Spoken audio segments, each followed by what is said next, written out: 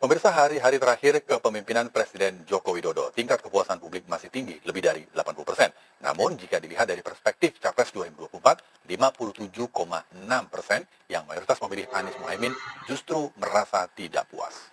Survei Litbang Kompas mengenai kinerja pemerintahan Presiden Joko Widodo Ma'ruf Amin di usia 56 bulan pemerintahan menunjukkan tren positif. Pemerintah dianggap masih mumpuni menghadapi berbagai tantangan politik, ekonomi, dan sosial. Sebesar 75,6% dari 1.200 responden yang dipilih acak di 38 provinsi mengaku puas dengan kinerja pemerintahan saat ini. Sementara 24,4% mengaku tidak puas. Ada 5 alasan utama responden puas terhadap pemerintahan Jokowi Ma'ruf. Yang tertinggi dengan besaran 21,7% menyatakan karena tingginya frekuensi mendapatkan bantuan sosial. 4 alasan terbesar lain ialah kinerja pemerintah yang baik 16,3%, kepemimpinan yang merakyat 11,1%, pembangunan merata sampai desa 10,9%, dan masifnya pembangunan infrastruktur 10,5%. Perlu dicatat, survei dilakukan pada 27 Mei hingga 2 Juni ini sepenuhnya dibiayai PT Kompas Media Nusantara. Ilmunya apa sebenarnya Pak Jokowi sehingga seolah-olah jurusnya cuma itu tuh.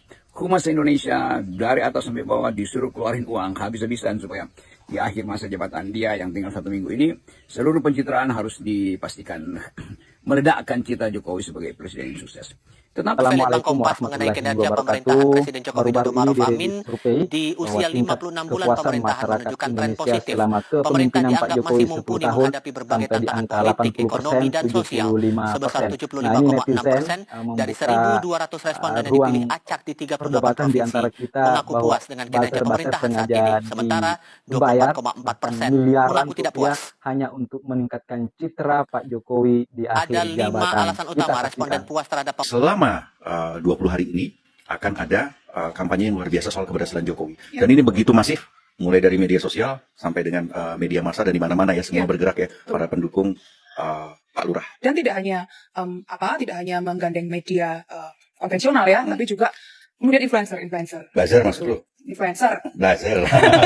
Tapi itu membutuhkan anggaran yang lumayan besar ya, Kram, ya, untuk kampanye keberhasilan Jokowi. Jadi penelusuran kita juga ya di Komisi 1 dan juga kita juga tanya ke Menkominfo, berapa sih anggaran yang dibutuhkan untuk kampanye keberhasilan Jokowi gitu di Komisi 1 sebelum DPR yang baru dilantik gitu ya. Itu pernah pemerintah itu meminta tambahan anggaran sebesar sekitar 15 miliar ya, Sen, ya, khusus untuk kampanye keberhasilan Jokowi. Tapi di Kominfo sendiri memang diakui ada beberapa anggaran untuk itu ya, untuk kampanye keberhasilan Jokowi di akhir masa jabatannya gitu. Jadi perlu sekitar puluhan miliar untuk kampanye keberhasilan itu. Dan kenapa ini penting menurut Menkominfo ya?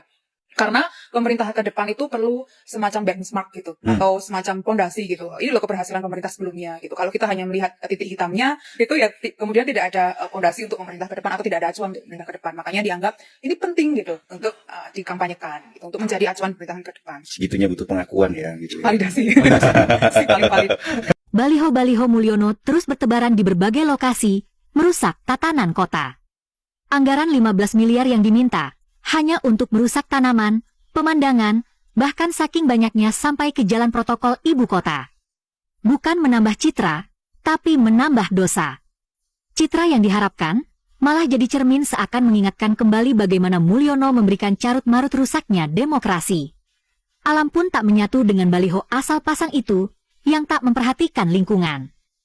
Hanya akan berakhir jadi sampah, seperti kisah Raja Jawa yang haus kekuasaan dan akan tidur di tempat ia bermula.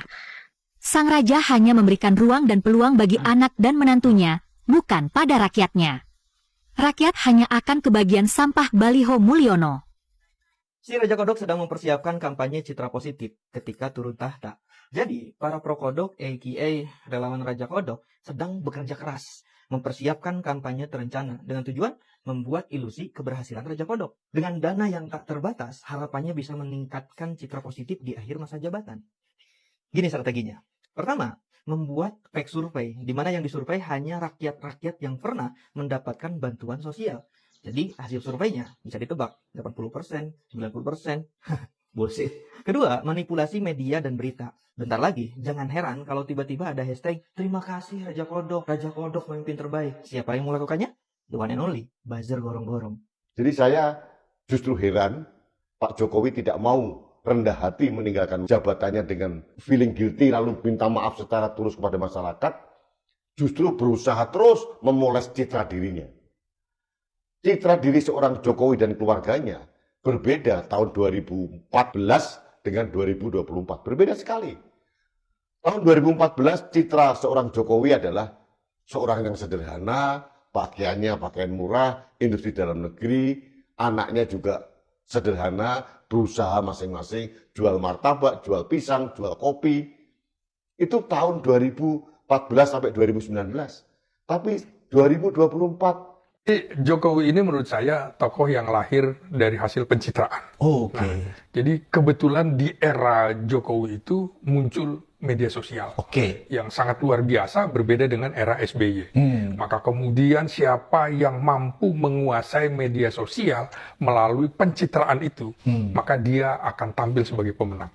Kita tidak bicara lagi tentang kualitas seseorang, tapi bagaimana dia mampu memenangkan pertarungan dalam pencitraan itu. Oke. Nah, jadi saya ingat seorang Raja Bandit ini ya, dia selalu memberikan bantuan sosial kepada rakyat-rakyat kecil, dan ini dia dianggap pahlawan.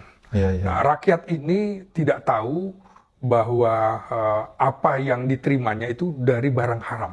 Dari hasil kejahatan. Dari hasil kejahatan. Nah, orang tahunya dia adalah citra yang baik. Nah, jadi semua bisa dibungkus. Nah, pertanyaannya lagi adalah di era Presiden Jokowi juga kebetulan dana bansos itu meningkat jauh lebih banyak daripada presiden-presiden sebelumnya. Termasuk jauh lebih banyak daripada era COVID itu. Katanya, Jokowi sekarang ini menjelang masa pensiunnya sedang sibuk memoles citra diri. Seluruh kementerian dan BUMN dia suruh untuk membuat video kampanye keberhasilan Jokowi. Heran, ngapain sih pencitraan melulu? Kalau emang bener Jokowi berhasil, kalau emang bener tingkat kepuasan rakyat kepada Jokowi tinggi, kan pasti penghargaan rakyat akan datang dengan sendirinya, tanpa perlu pencitraan. Apalagi kalau harus menggerakkan massa bayaran. Sekarang apa sih pencitraan itu? Pencitraan itu kan artinya tidak organik atau tidak alami. Atau kalau di produk makanan, pencitraan Jokowi itu sama seperti pewarna buatan, supaya kelihatannya menarik. Atau seperti mecin, supaya rasanya enak. Padahal sebenarnya tidak baik bagi kesehatan. Memang harus diakui bahwa Jokowi itu adalah sebuah produk yang strategi marketingnya bagus.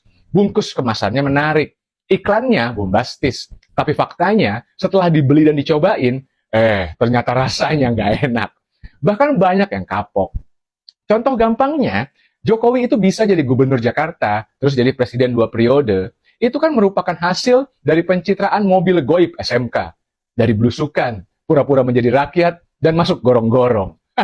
Dan sekarang, menjelang masa pensiun, Jokowi masih mau pencitraan lagi. Jadi kalian bayangin aja, 12 tahun loh, Jokowi terus-terusan melakukan pencitraan demi pencitraan. Ibaratnya, make up yang digunakan untuk memoles wajah Jokowi itu sudah terlalu tebal dan berlapis-lapis. Sudah tidak mungkin kita bisa melihat seperti apa sosok aslinya Jokowi. Tapi Jokowi adalah Jokowi. Jokowi bukan rakyat. Terserah dia mau sampai kapan melakukan pencitraan. Yang penting sekarang adalah, jangan sampai kita menjadi korban pencitraannya Jokowi lagi.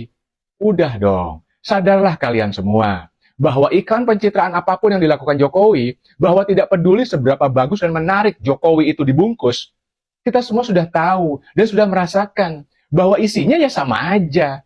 Isinya ya Jokowi-Jokowi juga. Masa ia berubah jadi Mulyono?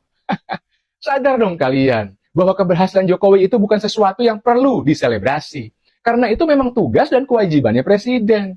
Tapi hutang yang melangit, demokrasi yang porak-poranda, hilangnya oposisi, hukum yang digunakan untuk memonopoli kekuasaan, itu yang tidak boleh dilupakan. Apalagi dimaafkan, tanpa pertanggungjawaban.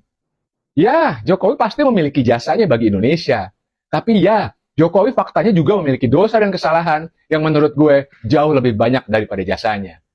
Kita adalah bangsa pemaaf, tapi kita sama sekali bukan bangsa yang bodoh dan diam saja ketika kita jadi korban ketidakadilan. Negara ini adalah negara hukum. Jadi, terima kasih Jokowi untuk semua jasanya.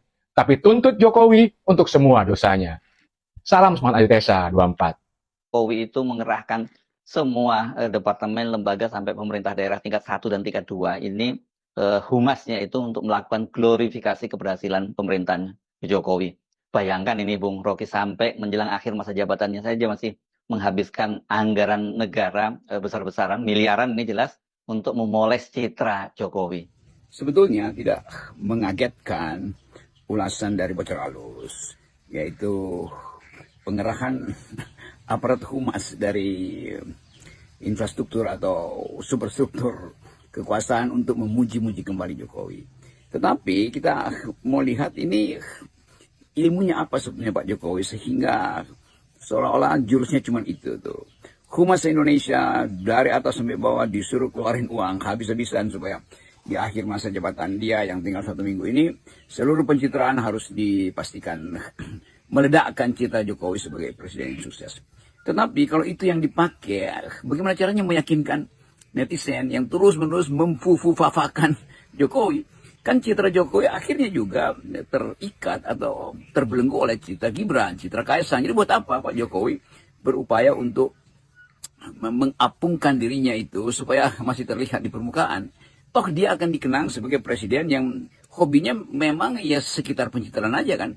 Begitu pencitraan hilang, dia kehilangan keseimbangan jiwa, keseimbangan batin. Beda dengan Pak SBY yang memang punya keahlian melukis, bermain musik, keahlian membaca buku, keahlian berdiskusi. Jadi SBY nggak pernah frustrasi, dia tetap menikmati kehidupan dia setelah jadi mantan presiden. Sama seperti presiden-presiden Amerika, Barack Obama, Bill Clinton, itu mondar-mandir ke seluruh dunia, kasih ceramah, kasih penguatan, membaca buku, berdiskusi. Jadi Pak Jokowi nanti akan kehilangan seluruh aktivitasnya. Dia mau balik sebagai apa? Masa balik sebagai tukang mebel kan ya boleh juga sebetulnya. Tetapi kita mau lihat bagaimana seorang presiden di ujung kepemimpinannya itu masih berupaya mencitrakan dirinya. Artinya memang selama 10 tahun ini kemampuan Jokowi hanya mencitrakan diri. Nah pencitraan itu yang akhirnya berhenti. Karena orang akan lihat bahwa seseorang yang tidak punya kemampuan, jadi mau dicitrakan seperti apapun, toh setelah dia berhenti orang nggak akan ingat lagi. Karena pencitraan artinya memoles. Itu seperti ya operasi plastik, boleh aja. Karena itu keinginan untuk memperindah wajah yang memang sudah indah tuh. Tetapi Jokowi kan tidak mungkin melakukan hal yang sama dalam politik. Tidak ada operasi politik, operasi plastik di dalam wilayah politik. Wilayah politik selalu diingat melalui reputasi seseorang, reputasi dia sebagai presiden yang gagal untuk membawa negeri ini ke dalam iklim demokrasi dan pemberantasan korupsi, keadilan sosial, macam-macam. Jadi kelihatannya Pak Jokowi berupaya untuk menyalakan lilin di hari-hari terakhirnya, lalu tiba-tiba lilin itu menjadi terang. Nah kita tahu bahwa lilin itu akan menjadi terang benderang ketika sumbunya sudah habis. Jadi sebetulnya ini fenomena paradoks bahwa justru di era yang harusnya Jokowi mulai menyadari kesalahan-kesalahan dia justru masih memamerkan diri sebagai presiden yang sukses dengan memanfaatkan anggaran negara yang harus dihabiskan oleh lembaga humas. Kira-kira itu politik pencitraan yang buruk sebetulnya. Ya memang dalam pandangan beberapa pengamat di antara semua pemimpin Indonesia, presiden Indonesia, saat ini Pak Jokowi lah yang paling sering ya menampilkan gimmick politik pencitraan yang memang hanya sebatas puas dengan puji-pujian di berbagai media, sehingga inilah yang disoroti bahkan diduga mengeluarkan ratusan miliar hanya untuk membayar buzzer untuk mengangkat citra di berbagai media dan juga media sosial bahwa kepuasan masyarakat Indonesia terhadap kepemimpinan Pak Jokowi cukup puas. Bahkan ada yang 75%, ada yang 80%. Namun kita lihat netizen dengan berbagai tanggapan dan komentarnya bahwa ini dibayar demi hanya kepuasan seorang diri Presiden Jokowi. Dan itu juga yang disinggung beberapa kali oleh Bung Rocky Gerung. Sebenarnya pencitraan bukanlah hal substansial bagi seorang pemimpin, karena pemimpin itu yang dinilai tolak ukur indikator keberhasilannya adalah kebijakan-kebijakan yang diputuskan berpihak kepada rakyat dan juga kemakmuran masyarakat Indonesia. Nah, seharusnya seperti itu. Namun kita lihat sampai di akhir jabatannya yang sebentar lagi 20 Oktober Pak Jokowi masih juga terus memainkan politik pencitraan. Kita dulu lihat waktu di DKI dengan santai turun ke gorong-gorong melihat air yang tersumbat di sana. Nah, dari situlah kemudian muncul namanya menasional, dan kemudian melambungkan namanya hingga menjabat Presiden Indonesia 2 periode. Tentu setiap pemimpin ada kelebihan, ada kekurangannya, tapi dalam diri Pak Jokowi tidak ada Presiden Indonesia yang seperti tidak punya wibawa di depan masyarakatnya, karena selama 10 tahun terus-menerus dikritik oleh masyarakat, disorot tajam oleh berbagai pengamat politik dan juga berbagai para aktivis, dan ini seakan-akan karisma wibawa Pak Jokowi itu tidak seperti wibawa presiden-presiden Indonesia sebelumnya. Sekian, terima kasih.